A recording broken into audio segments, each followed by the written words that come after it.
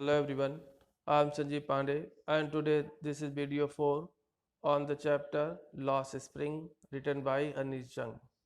Let us start. I remember a story a man from Udupi once told me. Here the writer Anish Jung remembers a story that was told her by a man who was from Udupi. As a young boy, he would go to school. Pass means near an old temple. Actually, this man used to go when he was when this man was a young boy. When this man was a young boy, he used to go to school that was near an old temple where his father was a priest and the boy's father was a priest in the temple.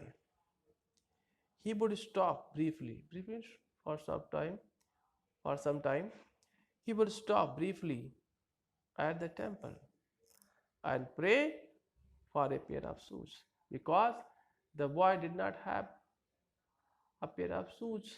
That's why he used to pray for a pair of shoes.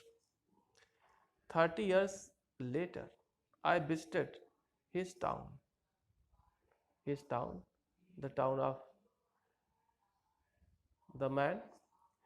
30 years later, I visited his town and the temple, which was now drowned in arid atmosphere of dissolution. Dissolution means solitude. Actually, the town was deserted. In the backyard where he lived the new priest, in the backyard of the temple where lived the new priest, there were red and white plastic chairs. There were red and plastic chairs. A young boy dressed, a young boy who was dressed in a grey uniform. He was wearing a grey uniform, wearing socks and shoes, and he was wearing socks and shoes.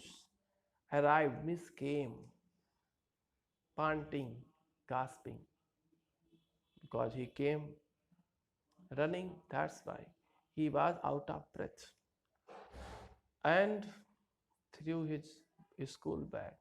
And the boy threw his school bag on a folding bed. Looking at the boy, looking at the boy, I remember the prayer. I remember the prayer another boy had made to the goddess. And at the time when the writers saw the boy, he remembered the prayer another boy had made to the goddess when he had finally got a pair of shoes because he was so happy. He did not want to lose his pair of shoes. He prayed to the goddess. What was the prayer? See, let me never lose them.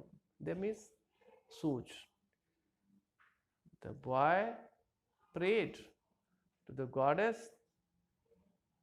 that he should never lose his shoes. The goddess had granted his prayer. The goddess has granted his prayer. Young boy, like the son of priest, now bore shoes. Here the writer is making comparison between two types of boys. One type of boys are with shoes, and second type of boys are without shoes. See what a great difference is there.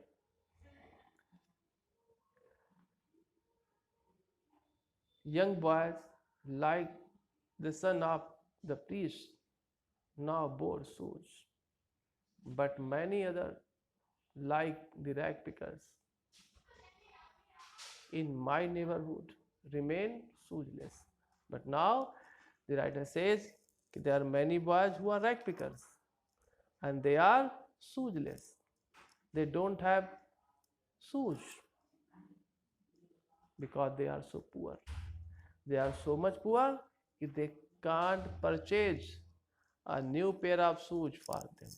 See what a great difference is there.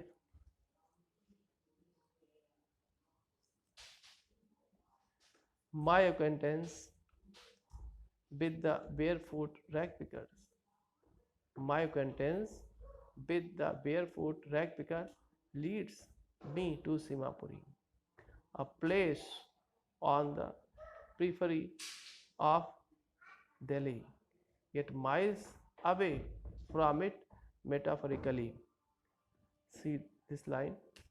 My acquaintance, my relation, my get together with the barefoot rag pickers. Actually, see the writer Anis Zang had established a friendly relation with these boys, with these barefooted boys who were rag pickers.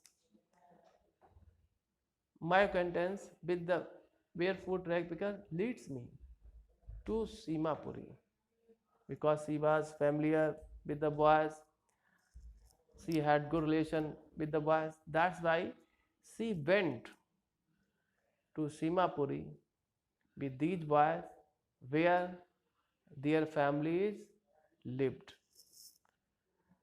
Now what? Simapuri. And Simapuri, a place on the preference boundary of Delhi. And Simapuri is situated on the boundary of Delhi. On the boundary of Delhi. Sorry. On the boundary of Delhi. Simapuri is situated. Simapuri is a place that is situated on the preference boundary of Delhi. It is very close to Delhi, but yet miles away from it, from Delhi, metaphorically. अब see, actually, Simapuri is just close to Delhi. It is situated on the boundary of Delhi, but it is very far away from Delhi in the sense of progress, in the sense of facilities, in the sense of richness, in the sense of prosperity. There is great difference between Simapuri and Delhi. In this way, Delhi is far away. Sorry, sorry, Simapuri is far away from Delhi in metaphoric sense. Those who live here are squatters who came from Bangladesh back in 1971. Mostly the people who came from Bangladesh live here, live in Simapuri. See, those who live here are squatter. Squatter means the persons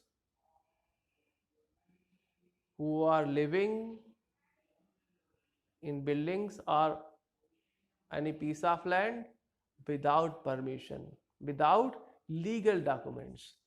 They are not having any permission, any legal documents.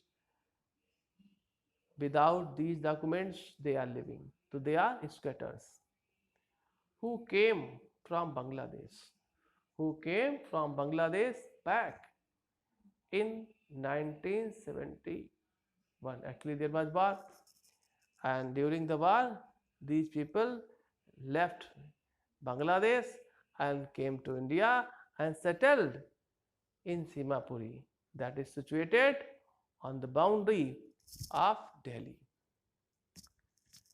Sahib's family is among them, and Sahib's family is also one family among these family. Simapuri was then a wilderness. When these people came to Simapuri, Simapuri was a wild place. No development, nothing was there. It is still, it is still wild, it is still wild, but it is no longer empty. But now it is not empty. It doesn't have any open space. It is populated by these people who came from Bangladesh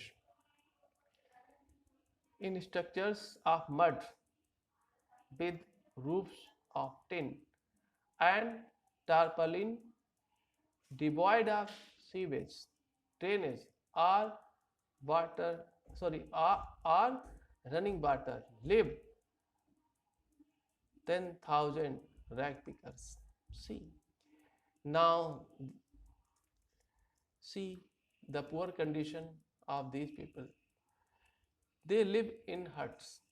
They live in huts that are made of mud,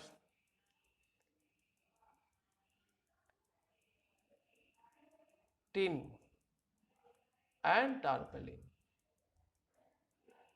See, they are living in such poor condition. And in these settlements, there is no proper sewage system, no drainage system, and water is running here and there. In such type of surrounding, in such type of settlement, nearly 10,000 rag pickers live. See the sentence. It is still, it is still, it is still wild.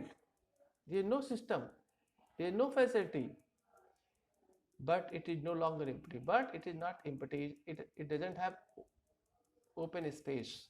It is populated by these people who came from Bangladesh.